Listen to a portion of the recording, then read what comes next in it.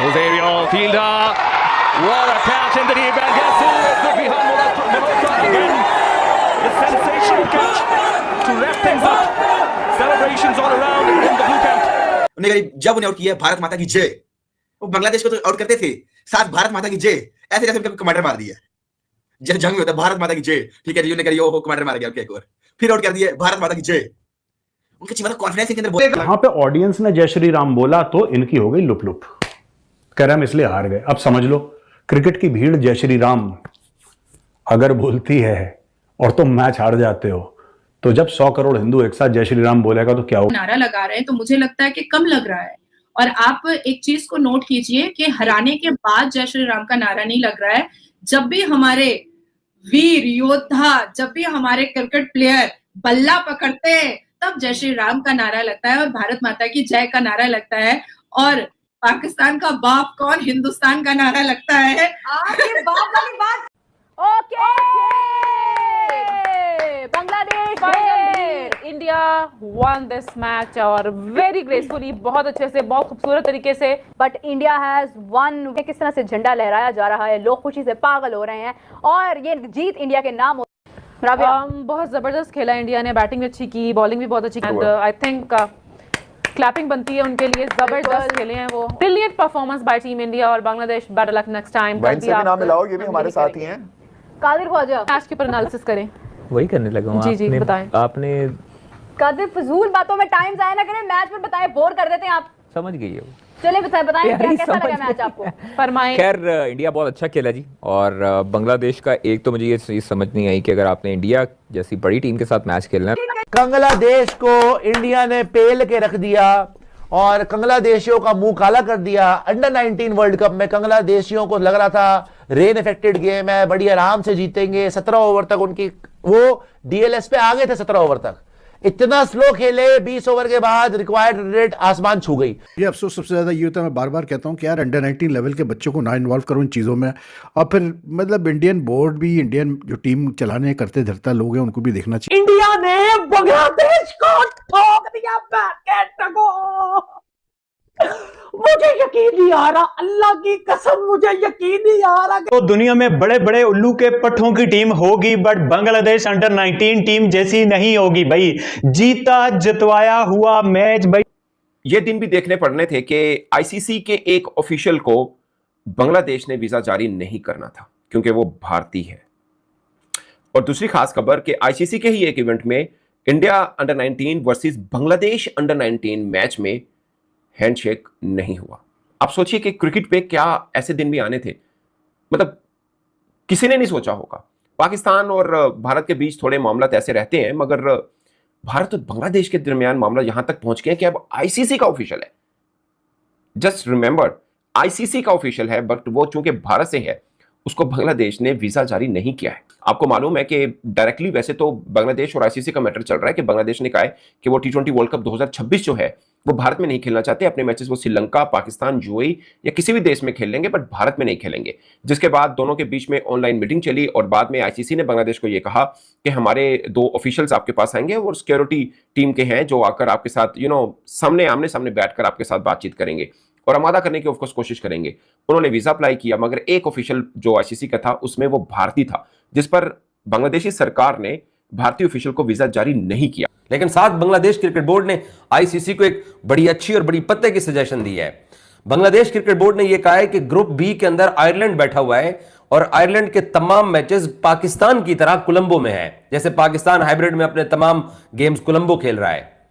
तो Bangladesh cricket board ने यह बोला है कि आयरलैंड बैठा हुआ है ग्रुप बी के अंदर और हम हैं ग्रुप सी के अंदर। तो आप एक काम कीजिए, आप आयरलैंड के साथ हमारा ग्रुप जो है ना उसको स्वैप कर दीजिए। जैसे ग्रुप बी के अंदर आयरलैंड के साथ जितने भी राउंड मैचेस टीमों ने खेलने हैं उन्होंने सब ने कोलंबो में खेलने हैं। एक मैच शायद कैंडी के अंदर है।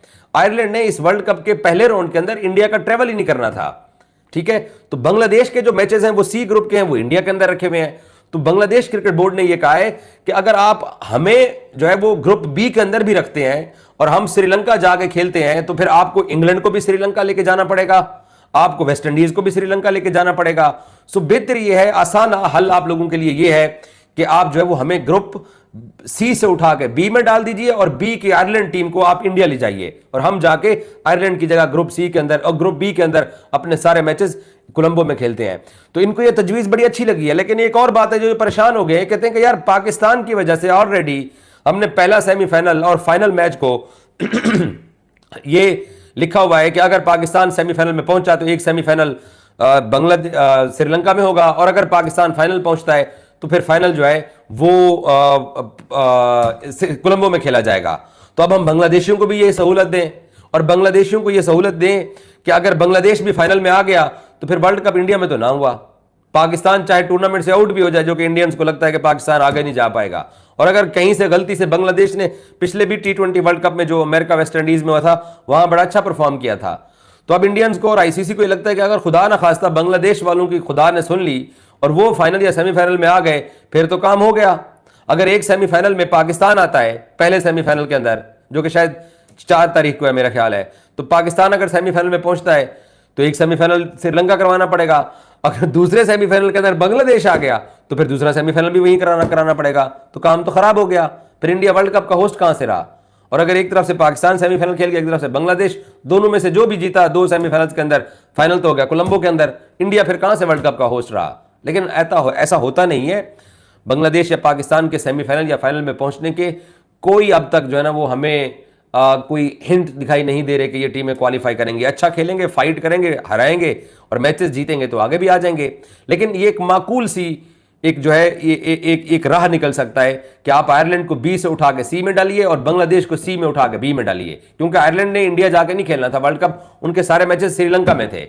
तो ये अब आईसीसी के लोग जो है ये ऑप्शन लेके वहां से वापस आ गए और बांग्लादेश ने बड़ा खुल के क्लियर कट जो है ना उनको आंसर कर दिया है कि हम इंडिया वर्ल्ड कप नहीं खेलेंगे। और लास्टली बांग्लादेश क्रिकेट बोर्ड ने आईसीसी को यह भी बोला है कि गेंद अब आपके कोर्ट के अंदर है, फैसला अब आपके हाथ में है। अब हमने आपको सरकार का मौक़िफ़ भी बता दिया। मुश्किल कंडीशन में बांग्लादेश के अंदर ठोक दिया और जो मेरे हिंदू भाई लोगों के साथ हुआ था बांग्लादेश में, आज उसका बदला ले लिया।